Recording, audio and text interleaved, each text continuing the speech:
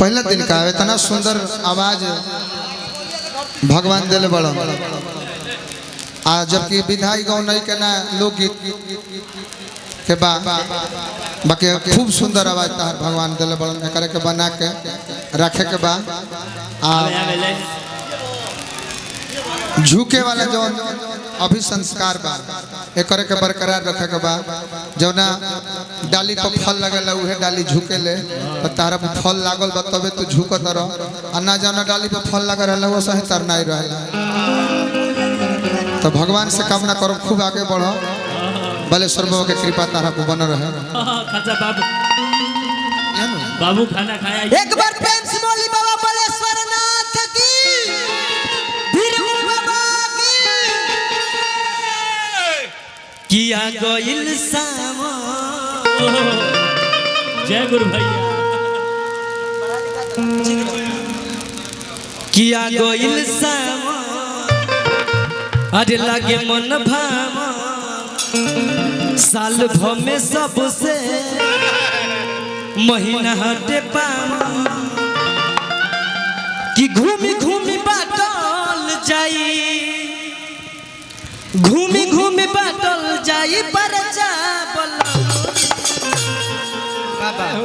भैया बोलते हैं कि घूमी घूमी बाटल जाई अरे पर जा बोलू जी अरे कि समही गावे के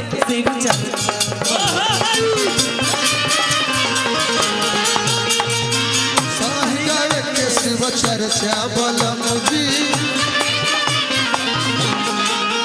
खड़ा हो जाइए बाबा खड़ा हो जाइए बाबा म्यूजिक दे दी सुनो बाबा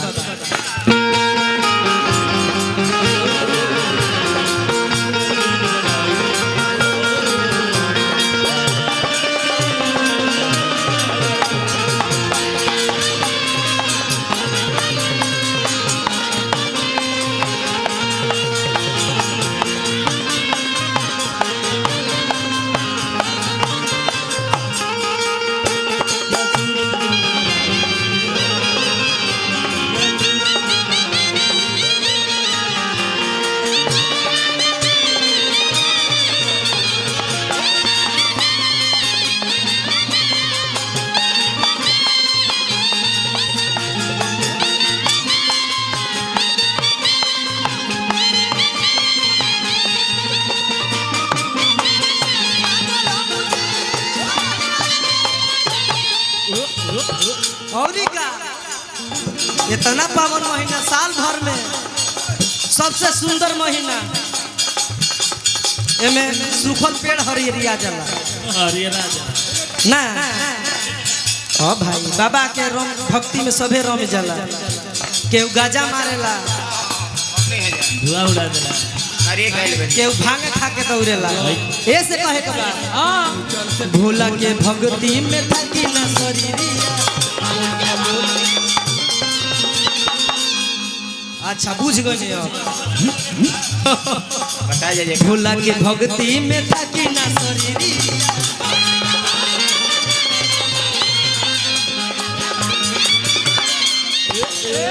भोला के भक्ति में थकी ना शरीरिया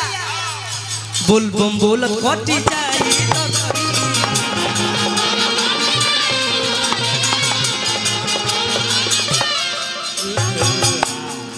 गर्जियन की तरफ से ओके सर बहुत रुपए का पुरस्कार डब्ल्यू भैया की तरफ से हार्दिक स्वागत अभिनंदन बा टंकू कि डब्ल्यू भैया से ले लो भले बदला म्यूजिक अमित बाबा से ले लो भले मेहरारू जब कर्जा मांगती है तो वो दे देवे के चाहिए जकरा अमित बाबा की कृपा हो जाए बढ़ जाए केहू से ले ली भले कर्जा बोलो मुझी अमित बाबा तो निरवो खड़ा हो जाई बिना हो जाए ली है बलेश्वर बाबा स्टूडियो के आनर रवो तो गार्जियन है माला लिया माल दी रवा खुद के कलाकार बना दे कि केहू से ले ली भले